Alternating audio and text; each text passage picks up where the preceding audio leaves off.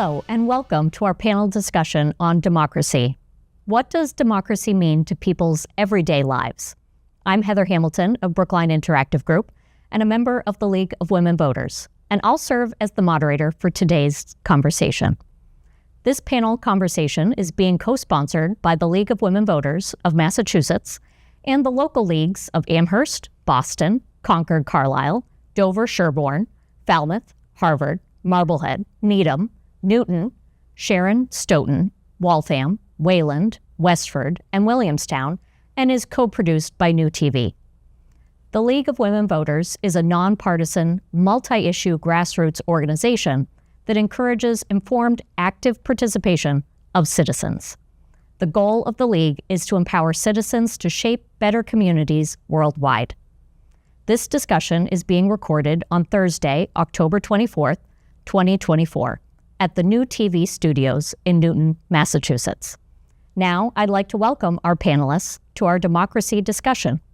Joining us today, Dr. Rachel Cobb is an associate professor of political science at Suffolk University, specializing in American politics with a particular focus on voting rights and political participation.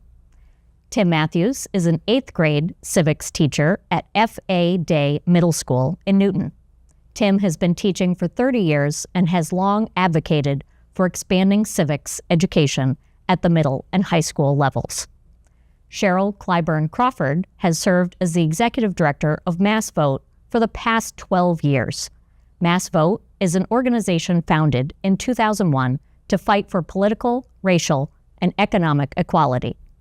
Their mission is to increase voter turnout, modernize election laws, and engage the next generation of leaders. Let's begin. Welcome, panelists. Thank you. Thank you for having us today. We're just going to have a nice, friendly conversation about democracy, as one does on a Thursday.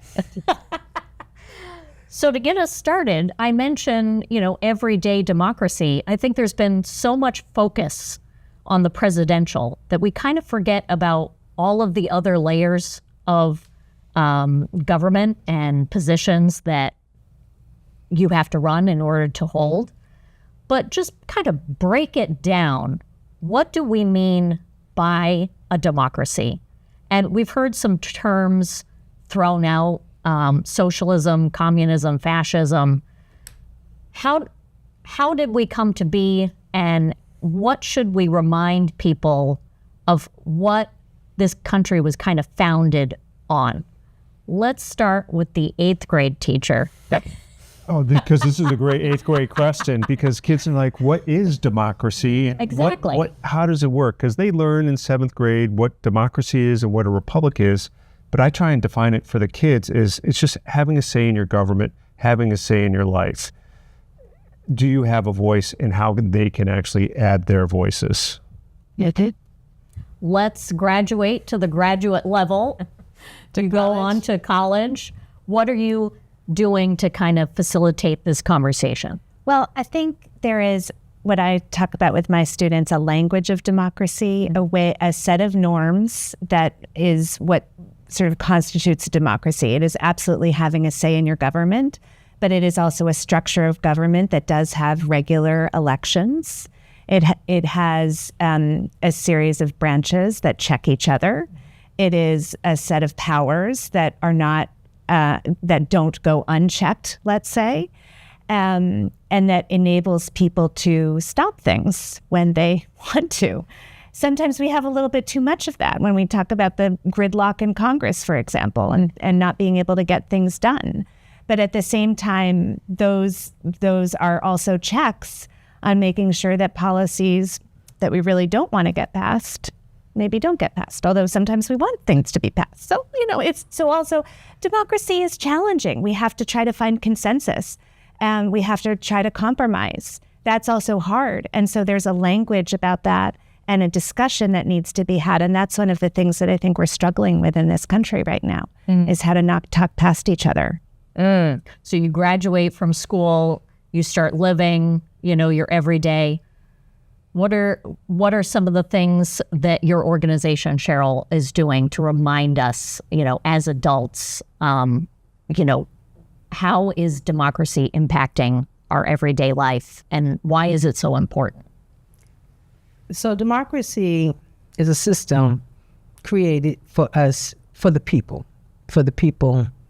to have a say in how we're governed.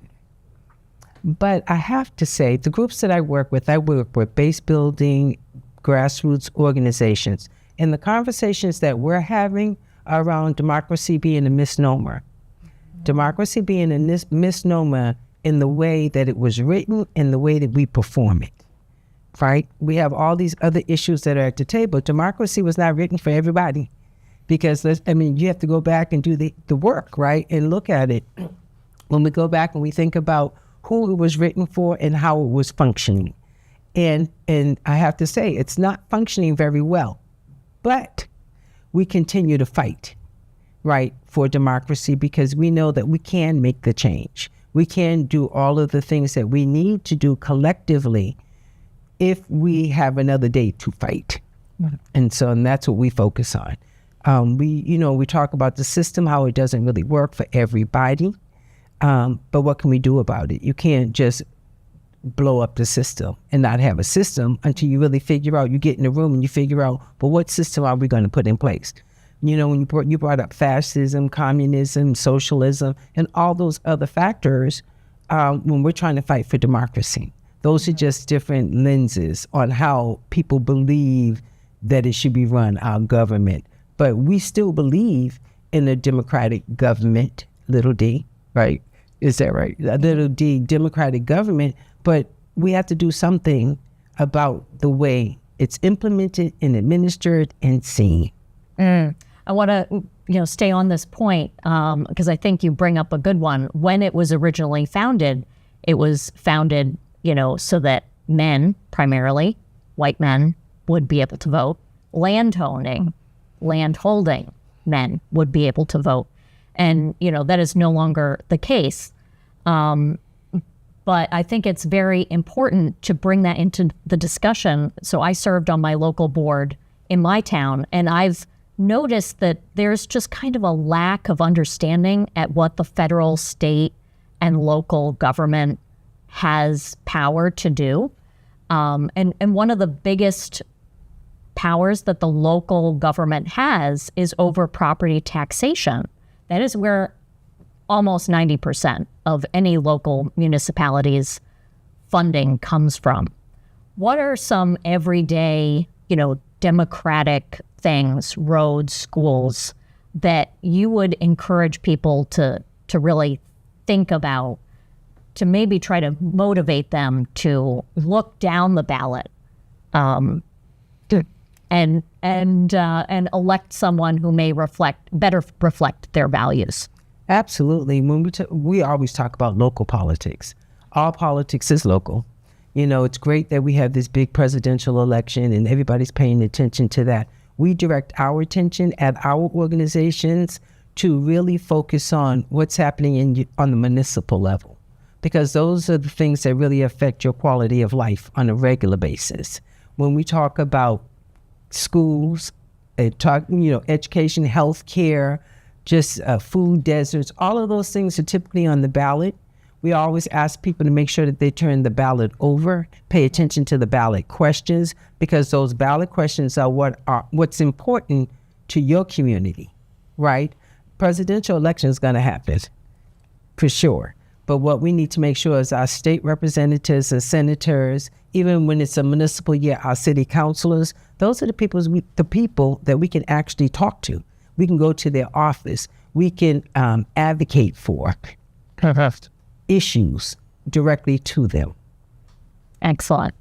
Tim, it looks like you want to jump in. I have so much to say about so many things that I'm thrilled to be having this conversation, because we started talking about democracy, and I think you hit on a topic like, are we a democracy or are we a constitutional republic? We pledge allegiance to the flag of the United States, this republic. So getting kids to understand how our system of government actually works. But then I jump to your thing about working at the local level. The kids don't understand we got to talk to President Biden about fixing our streets. That's not who does it. So it's an education piece. And the things that the kids care about the most happen at the local level. So and that's where they have the most direct vote, our closest chance at democracy. Yeah. Rachel, I want to bring up, I could see you going there, and I'm like, oh, not yet. The role of the minority in a majority democracy. I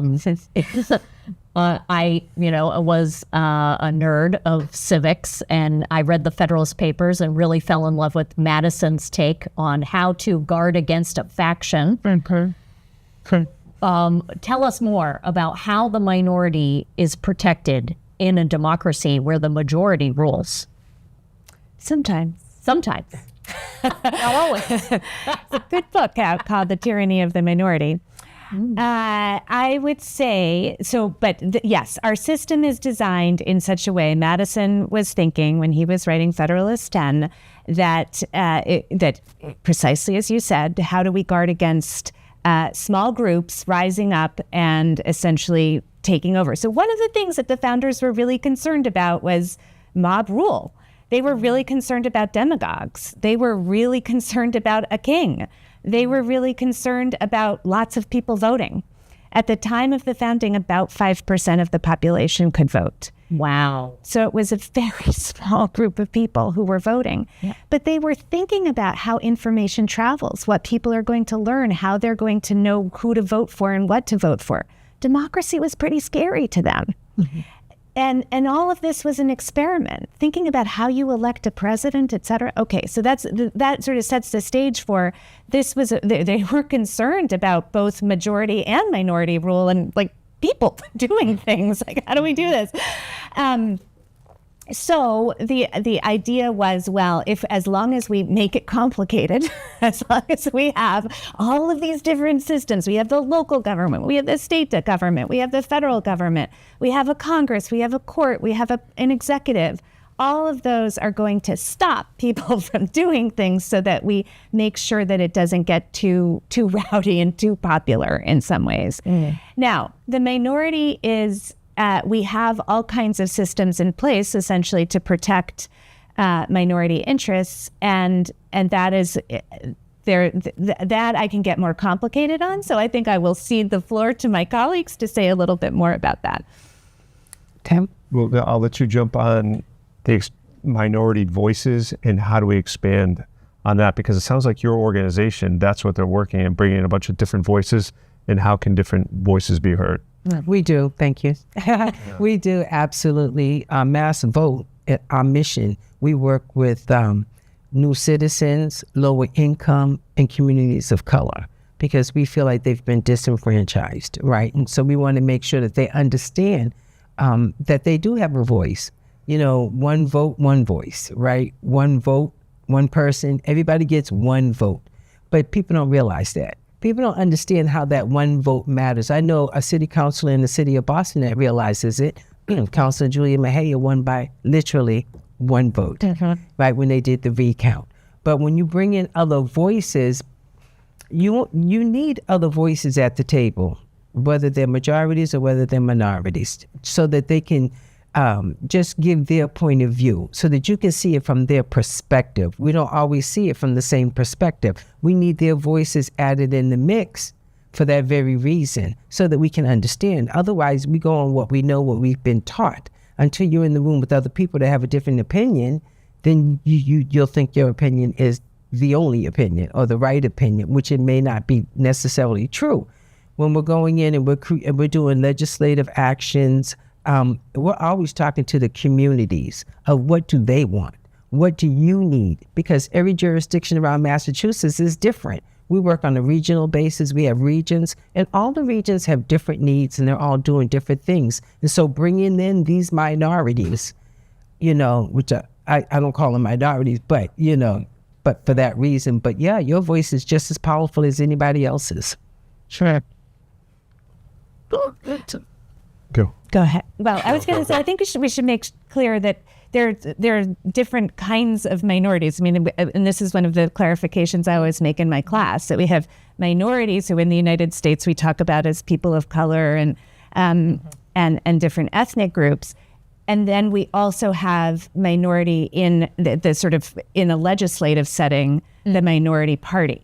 And in a legislative setting, the minority party actually has a voice and we have a set of rules that enable those voices to be part of it, but not necessarily to have as much power as they want. But we enable the discussion to be had, and we structure it so that everybody's voice is heard. And I can't help think about like the state legislature, primarily Democratic, very small number, maybe 34 Republicans in the House of Representatives. But I think that gets us at better bills because it slows it down and makes us a little more thoughtful. So that is like the Republicans are the minority, but they do provide value. Yeah. So we're getting into kind of the next couple of topics, fair representation, and also, combating the notion, my vote doesn't really count. What are some things that people should be aware of when they feel disenfranchised, or they're in a state where one party tends to dominate? So the fights usually are over the primary. When you get to the general, you don't have too many contested races along the ballot. What are some things that you're hoping people will take hold of so that they really do feel like their vote matters? I can jump in. Okay. I would say a couple of things. Number one, Massachusetts also has an incredibly high incumbency rate and not a lot of challengers. We are one of the lowest states, the lowest level of challengers. So we need more people to run for office in Massachusetts. That's really important because one of the things that drives voting and drives everything is some healthy competition and some people who are actually being held with their feet to the fire because they're accountable because somebody's going to try to run against them at the primary level and the general level. So that's number one. It's really important to have people running for office and to have people engaged. But the other thing is, and this is sort of, there's like two hats that we wear. As all of us think about what a campaign strategy, and then there's also the kind of make government inclusive and make voting rights for all strategy. And the campaign strategy, when a politician decides to run for office, one of the very first things they do is they get the voter list. The voter list is their ticket to knowing who is voting and therefore who they need to appeal to. If you're not on the voter list, you don't matter to them. Their goal is to go after the people who vote. Why should they waste their time on people who don't vote? They have little time and little money, and their goal is to get elected. So they're looking at all of those people who are super voters, who are the people who vote in every single election. Those are the people they know they have to appeal to in order to get elected. And so the people who vote sometimes, never, are not on their list. If you vote, you're on their list. And that's one of the key ways that we start to have power, is by being somebody who's on that list who they want to appeal to. I will absolutely confirm this. I ran as, for my local board, and the first thing I was told was, get yourself the frequent voters list. Right. And it's usually the people who have voted in at least the last 3 elections. So that is absolutely so true. And I want to kind of go back to a point that you made when you said that 5% of, originally 5% Of the population were the ones to vote.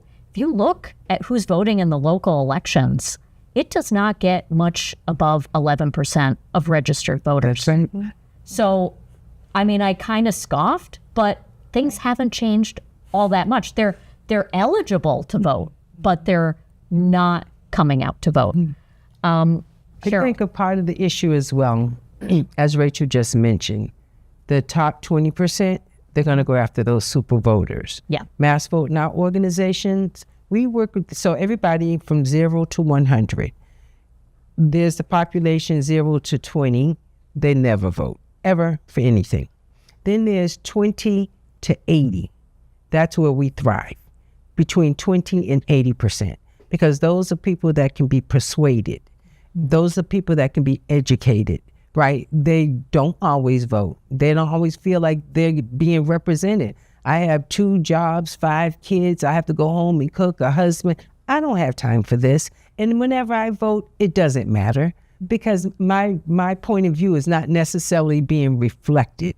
You know, so when we talk about how do we make people, help people to understand that their vote counts, I think one of the things we could do is get rid of the Electoral College. That's a big one. The Electoral College, and most people want to get rid of that thing. Gerrymandering, all the things, all the barriers that are in place that keep people from voting. We want to get rid of those types of things. And the other thing we really want to do is pass the John Lewis Advancement Bill, which restores the Voting Rights Act of 1965. The thing about the Voting Rights Act of 1965, they dismantled Section 4B because they say it was outdated. I don't understand why we do not get rid of the Electoral College as they say it is outdated. We have to do something about that. Tim, I'd love to hear your take. Wow, so much. Everything from Electoral College to gerrymandering. And, you know, I always view it through the lens of my students, that students care. And in 8th grade, they feel like their vote matters because we always talk about civic knowledge, your head, civic beliefs, your heart, or your hand, and your hand, civic action. How can you get things done? It's inculcating that belief at an early age that your vote actually matters. And I tell the Julia Mejia story because it's amazing one vote with a recount, how it can do it. But it's also when you were a select person coming into the schools and talking to kids, like, this person responds to me, my vote matters, I can talk to that person. And what's pretty powerful in my school is the kids that talk about, hey, I just looked at the ballot with my mom and my dad last night. They were filling it out, and how do we as adults set the examples for the kids? I think one of the ways we set the example is by bringing them in the booth with us when they're little. So that they don't feel intimidated by it. Yes, They just automatically. a distinct memory of my mom bringing me with her when she was voting, and she was voting at my elementary school. So it was a familiar place, and it felt special. So I love voting, and Massachusetts makes it, you know, as good as I've seen it, because I voted in Maine, New York, and Virginia, and now in Massachusetts. I mean, 7 a.m. to 8 p.m. I was reluctant to do the request a ballot and have it sent to you, but I did it for the first time this year because I like my sticker. Okay. And I like that memory, you know, that I have of me and my mom. So it was hard for me to switch. But from 2020 in the pandemic, we've seen more people switching to early voting. How do you think that's impacted people? Do you think it's provided more participation? Have you heard anything from people who may not have been, you know, prone to voting in person, but now they're doing it because they have access to it, you know, a whole 2 weeks before? Yeah.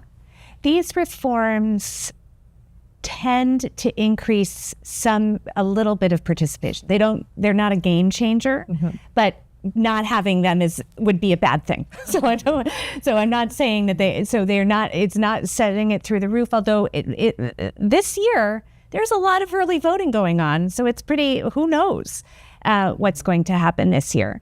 But in general, they have these small impacts, but they're impacts in the right direction, not in the wrong direction.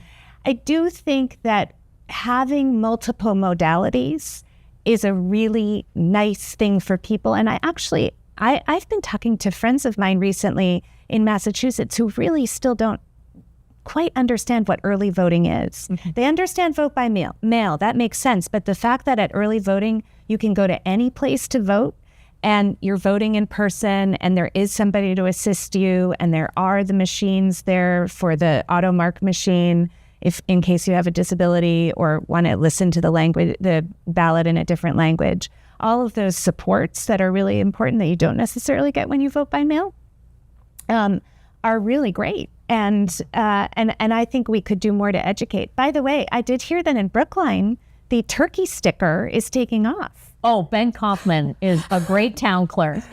Amazing. Yeah, he's a very special person and has a great sense of humor. And I am just tickled that he is the town clerk for the town of Brookline. And so I wasn't really all that surprised. I mean, whatever somebody can do to just, get one or two more people, out, heck, I might still vote in person just to get that sticker. I think we need a ballot question for stickers. Maybe. I know I still vote on election day. I do. I get the ballot. I just get the ballot, and I keep it. And then I also check out all the early voting sites to make sure they're running properly. We're not having any real issues. But I personally vote on election day, and I think I've read some data that showed that the impact around mail-in ballots and early voting doesn't really exist in communities of color, lower income, and new citizens. It does make a greater impact in the wider suburban cities, right? But not so much in the communities. And why do you think that is? I want to say my own opinion is mistrust in the system. A lot of mistrust in the system. I think it's also voter education. And definitely voter education. I mean, something different, something new. We really fought for those barriers, particularly because we thought they would be removed for those particular communities of color, lower income, and new citizens. But finding out people are doing it, but a little reluctant. I think it's getting better, to your point, Rachel. I think it's really getting better because people are becoming more familiar. This year, maybe. I mean, people are voting early, like across the country, early. People are voting by mail early. I think fear and just a little mistrust is just happening in the system right now. It's so funny that you bring up mistrust. I remember, so the pandemic is starting to set in, and we're going into our local election season in Brookline. This is 2020. I'm on the select board. And that's when we're told that people have to basically request a mail ballot. We can't just send them out. We had that discussion. And so I understand that is relaxed a little bit now, but you still have to basically request one. So to your point about education, even I didn't know that. And I consider myself, pretty aware of what's going on. There was some reticence on the parts of some electeds. Oh, well, we can't trust mail-in ballots. You don't know who's voting. And then we're told about the state of Oregon, who's, I believe they went to all vote by mail. Long ago. A long time ago. Yeah. Yes. So it's just interesting how kind of myopic, you can be in your own town based on, what you know. I'm glad that we've had some perspective, from 2020 to see what's working. I'd be very interested in reading a paper done on how things have changed since 2020. But Tim, why don't we hear from you, like how? I know, the percentage of people under a certain age, let's say 55. I mean, it drops off like a cliff. So anyway. No. Okay. Under 55. For participation. Do you see that changing with the young minds that you see every day? And prior to walking into the studio, we were talking a little outside about the 2018 Massachusetts law that changed that civics had to be taught for every 8th grader. And I think that is going to make a change because the kids, we have multiple assignments where it's assignment for the kid, but it's also assignment for the parents. I'll have the kids find where's their ward, precinct, and polling location, then make them go home and quiz their parents. It's just, or we do plot yourself on the political spectrum, share that with your parents, have them, we're trying to feed it that way. So I think as each group gets a little older and older, we'll hope that will spread and they'll start the conversation. So I think it is going to increase, but I'm always hopeful. When did that happen? 2018, they passed a new law, and now there's a new MCAS. We won't talk about ballot questions now. That kids they have to pass a civics MCAS for graduation. As it stands right now. Very interesting, because to become a U.S. citizen, you have to study and you have to be able to answer these questions. And yeah, I've seen the questions over time, and I gotta say, there are some family members that I hope will not be watching this broadcast Okay. that may struggle to answer some of those basic questions. But without a doubt, but those are mostly factual questions, and I guarantee most eighth graders are smarter than most Americans. But we don't try and just do, can you pass the civics test?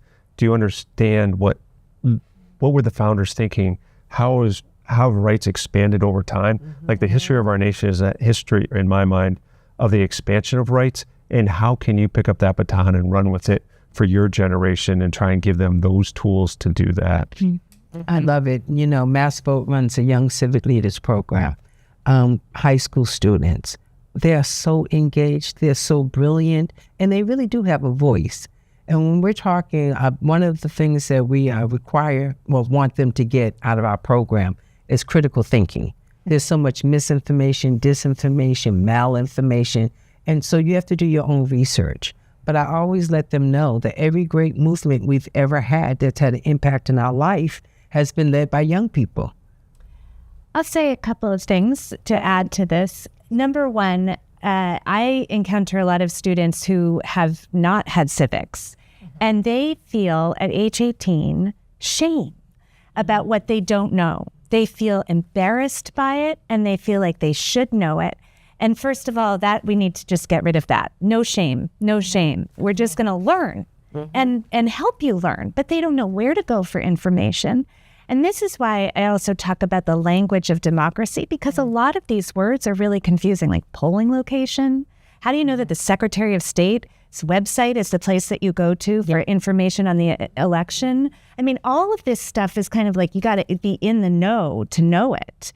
And so that's where civics comes in and all of this education, but there are not a lot of places that are kind of like the natural Google thing that you would be able to find to navigate this if you really are coming to the slate with a blank, not knowing. And if you're not growing up voting with your parents, we now know that there are these voting deserts in the United States.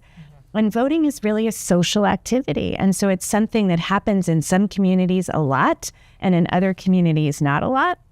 And so in those communities, access to information is a real challenge. So I think one of the big hurdles for young people is just knowing stuff.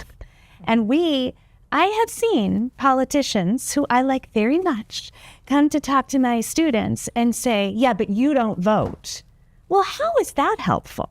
Yeah. That is not inviting them into the democracy that they're part of. That is, sort of making them feel shame what they are already feeling. So our job is to know shame, educate, and understand that all of us don't know stuff. Even those of us in the know have to look stuff up a lot and miss things. That's just part of being human. I once walked into my polling location. I think I was fairly new to Massachusetts at the time and didn't quite comprehend that it was a primary. And they said, which ballot do you want? Right. Yeah. I am the type of person, I vote. Right. May not understand what I'm voting on exactly, but I'm there. And I'm like, which one's popular? I mean, I kind of knew that I was making a joke, but they were just like, what? That's good. So, I mean, even the people who, I was an undergrad for politics, but when you get down to the local level, it is so nuanced. Mm-hmm.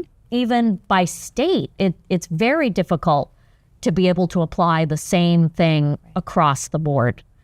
Cheryl. I just want to, pipe in on, I am really happy you brought up that piece about shame because we really do see it in the community. Whenever I'm doing a voter registration drive, I've taught our people to say, are you registered where you currently live? Mm-hmm. Because if you're in a group setting and you say, are you registered to vote? Raise your hand. No, everybody's going to raise their hand. And I always say, well, if you're not, we should talk afterwards. I always have people come up to me afterwards. They're not going to talk about it in a group. And you have to frame it correctly. I had a niece, she's in her 30s, and I am Miss Vote, right? And everybody knows that in my family. And I'm like, okay, are you all registered? And she said, Aunt Cheryl, we're not registered. You know, my head did a little spin. But after that, I went over and I registered them to vote. And then I took them on election day, because the polling location can be very intimidating. When you walk in, they're very, what's your address? Right. Well, I don't want to, do that to them, but what's your address? And they'll keep saying that until you give them the address. Most people want to give their name first. Right. But you always, what's your address? It can be intimidating, And so I walked them in there, and they've been voting ever since. And I love the stickers as well. And we do a sticker campaign every year. Like, everybody needs to take a selfie with the little sticker on, and we make a little film strip, and we play with it, and we just make it competitive. You know what I mean? So that, yes, get out, get your sticker, that kind of thing. Just make it fun. Young people love taking selfies. Maybe the town clerk, and I'll pass this along to Ben Kaufman, have a selfie wall. Oh, yes. Absolutely. Yeah. I love it. Yeah. Anything we can do. So talking about, what can people do to hold themselves accountable? How can we create a more positive environment for people to feel comfortable enough to vote? Any thoughts on that hasn't already been said? Well, I think one key thing is practice. The more we have voting be like something, booths where we can practice, knowing what a polling location looks like where we can practice, having ballots available, not real ballots, of course, but sample ballots, and all of that, just because those are also things that are foreign to our first-time voter friends. And so practice is one of those things that just makes us more comfortable. It makes it a safer space for all of us. And talking about and having a safe place for where we don't know things to answer them. Yeah, exactly. Love the nonpartisan conversations, right? Keeps it less contentious and more about what's on the ballot. What does a ballot look like? How do you fill in the circle? How do you, right? All the things that you need to know how to do on election day. Just so people really feel comfortable in the space, in voting, feel like they're a part of this movement. Right now, we're getting ready to get geared up for GOTV, Get Out the Vote activities. And people really want to be involved, and giving them simple tasks like phone banking, door knocking, dropping literature, making noise. We use that opportunity to just make noise, right? So that people know, bring out food. People love to go to gatherings with food. So we do these election day operations, Get Out the Vote operation that whole weekend from November 2nd through November 5th. Well, and we invite the community in, so that I was telling someone we're going to host a watch party in Dorchester, because we always bring in the community to downtown Boston, to the W or one of the hotels, which is great. I go, and they're fun. But I said, our community never gets to experience this. They're not in their community watching the results come in, and celebrating the state officials, because we have all the state officials in our community. Celebrate them in their victories, but just really having them engage in simple things like that, where they don't feel any pressure, that kind of thing. So I absolutely think that voting, you kind of have to create a habit in order for it to really, take hold. So I'm going to bring up a slightly controversial subject. A couple of years ago when I was on select board, we had a petition before us to lower the local, in local elections only, the voting age to 16, 17. I personally supported it because I remember becoming 18, registering to vote, and then like 2 years later, I'm off to college. And it was a logistics nightmare to try to participate in a presidential election. What are your thoughts on,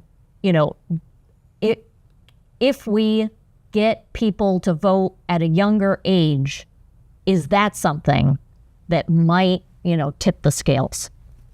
Oh, can I jump in on Yes. this right away? Because we have this debate every year of should we lower the vote? After we talk about the expansion of voting rights, should the next step be lowering it to 16? And what's been surprising to me is kids actually, the bulk of them say no. And you would think like, yes, I want to take that. I want to do that. And they say no. And well, they look left and look right and they're like, no, I could do it, but I don't trust her, And they said like, we're not experienced enough, or they say we haven't contributed enough to society. I'm like, they don't use those words, but I was stunned because I thought kids would want to. I'm curious if you guys hear I do. similar things. I have students who are studying it. And first of all, Austria has a 16, and they've pretty much found no difference. There's no cognitive difference between a 16 and an 18-year-old. And the advantage is they're in school. And so you can help them in a way that you really can't when they're 18.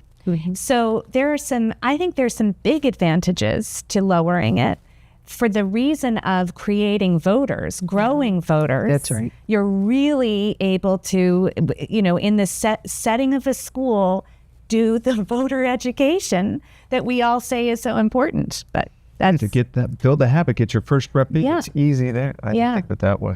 Yeah, totally agree. They say the younger they become politicized, they'll stay with it. They'll just stay with it. When you teach them to use their voice, when you educate them on how the system works, when you even educate them on thinking critically outside of the box, what could the system look like? How do you create your own government? And just helping them understand, just putting everything on the table so that they can see what is and what could be possible if I thought a little bit different. Should we broach the subject of social media? Okay. Well, this is Media Literacy Week, so it's a great time to do it. That I think schools across the Commonwealth supposedly should be focusing on this, and then how can we be informed consumers? So go. I'll start. But I'm just saying, social media has made our young people unsociable in my mind. You can call them on the telephone, they won't pick up the phone. You text them, they respond right away. I'm confused. Is this the same phone, right, that I'm calling, right? But social media has some advantages, getting information out fast, but is it the right information? Is it misinformation, malinformation, disinformation? What kind of information are you getting? And who are you following? Who are making the posts? Right? So, social media has an advantage, but I think it has more of a disadvantage, particularly when it comes to politics.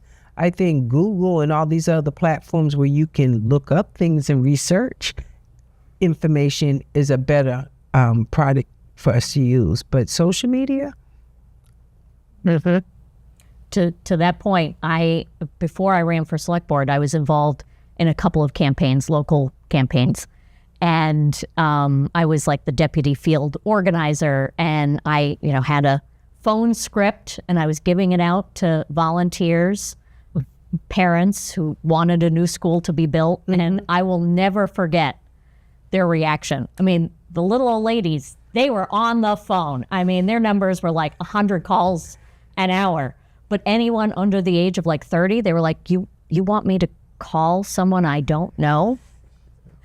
That's hysterical. And I'm supposed to say this? That's hysterical. That is hysterical. Yeah. We have to get back to some of the old. Well, we already know that when you're trying to engage people, that one-on-one, face-to-face is the best way to communicate. And the next best is phones, right? To talk to people. But the idea is that you're talking to people, not just sending a tweet and things of that nature, but really having a conversation. A lot of our communities say they do not hear from elected officials unless it's election season. And our programs run year round because when electoral issues influence the advocacy issues. Advocacy issues inform the electoral issues. So it becomes this seamless circle that we've been able to create so that people are always engaged, not just from June to September or August to November, that kind of thing. No, all the time. we want you to stay engaged, your voice at the table year round, because we have issues year round.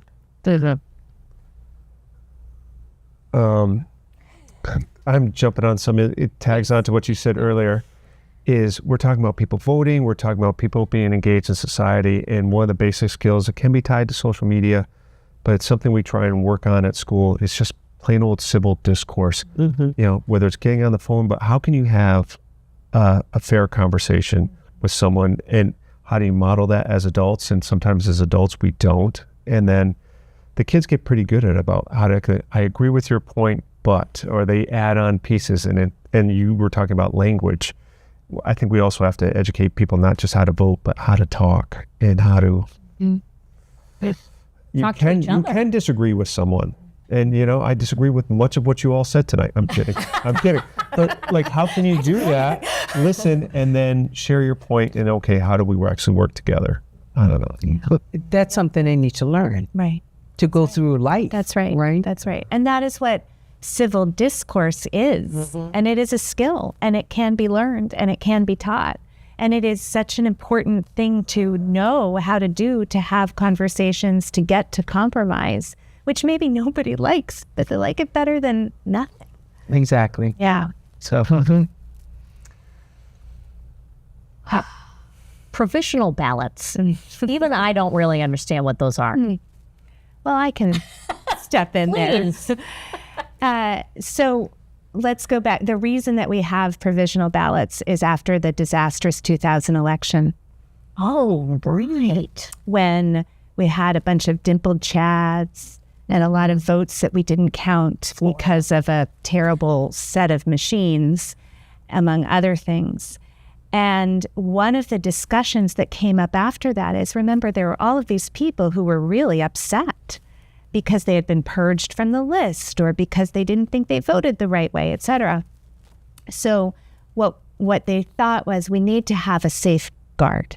We need to have something so that if somebody is in the wrong line and is if whatever, something is, they can be given a ballot provisionally. We're going to check it later and make sure that you're the eligible voter and that you're voting on the ballot that you're supposed to vote on, et cetera. All of that we check later. But it means that we're not going to deny you the right at that moment to vote, even if so when we run into problems because we go to the wrong polling location, because we forgot to change our address, because of all of those things, it's a provisional ballot enabling checking later. So it's an important safeguard that came into place through the Help America Vote Act of 2002. Interesting. You know, it never occurred to me that I would be at risk to be purged from a voter roll because I show up often. And because I didn't check my snail mail, I'm really bad at that. I didn't see the notice from the town clerk's office to say, hey, do you still live at this address? Send this back to confirm. I was ushered into a different line, like the next time I came.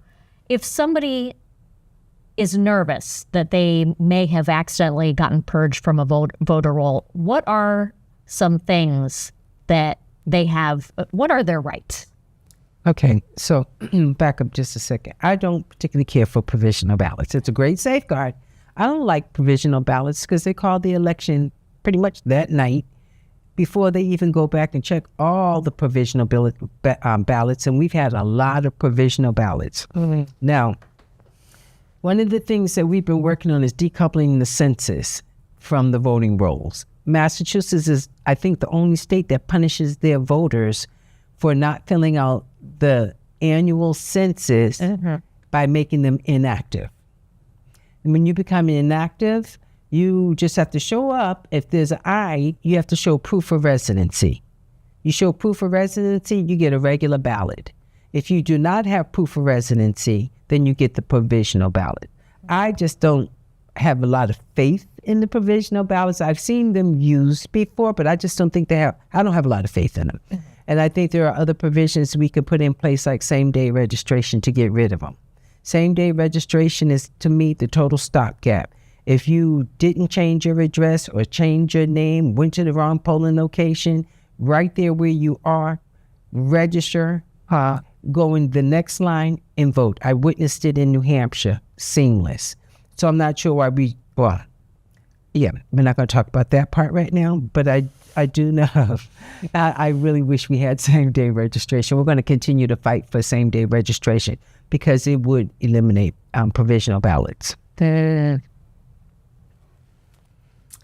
Just say a lot of what we do in voting relies on executive functioning skills and to have registration deadlines that vary by state, and that you have to remember to fill out your census, and you have to do this and you have to do that. And some people say, well, that's, those are the basic things that you have to do. But in lots of areas of our lives, we can forget those things and still find a safeguard in a way around them. So it is, and this is also different than, going to get your ears pierced. Absolutely. It's expressing your political voice, which is really important. And I say that because when I took my daughter to get her ears pierced, I had to have a birth certificate. Seriously? Yeah. Are you kidding? To prove her age? I don't know. I'll say that here. Yeah. I guess to prove her age. Yeah. But you can pierce a baby's ears. So I think you need to bring the birth certificate. Okay. That was a requirement. That is new. Yeah. That is interesting. Yeah. So I've actually learned a little bit about ear piercing, but I've also, I've never really thought deeply about provisional ballots. I heard the term, but and I'm supposed to be teaching this stuff. That's why, once again, getting back at the conversation, it's like, the takeaway for me today is I learned something new, and I have to read a little bit more about provisional ballots. So, as I said in the beginning, I've heard the term. I could not have defined it at all. But it's good in this sense that people should never be turned away from the polling location and feel like they're being disenfranchised because they forgot to change their voter registration form. Or there are other reasons. Reasons. Exactly. Yeah. There's several reasons, but they should not feel disenfranchised on election day. Everybody has the right to vote. Voting is not a privilege, it's a right, although we treat it like it's a privilege. Although there is no right to vote in the Constitution. So I know. I know. So we argue for it, but Yes. it is not enshrined anywhere that you have the right to vote. And I'm guessing that was on purpose. Oh yes, you can't discriminate based on sex. You can't discriminate based on race. But what about other things? Sure, that's why many felons are disenfranchised. Yeah. What a hanging Chad to leave us on. Nice. Thank you so much, panelists. Thank you. Really you. Great. And thank you for watching our panel discussion, Democracy, What Does It Mean in People's Everyday Lives?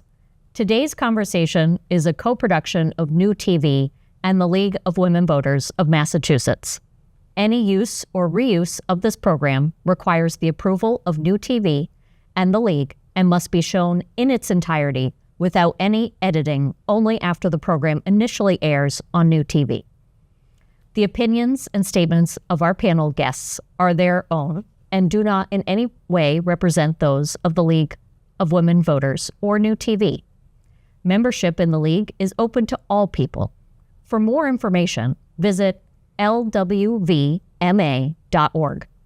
New TV is Newton's award-winning, state-of-the-art media center, specializing in television production, training, and building community partnerships. It is Newton's primary source of local relevant programming. Membership in New TV is open to all Newton residents. For more information, visit the website at newtv.org. I'm Heather Hamilton for the League of Women Voters. Remember, democracy is not a spectator sport.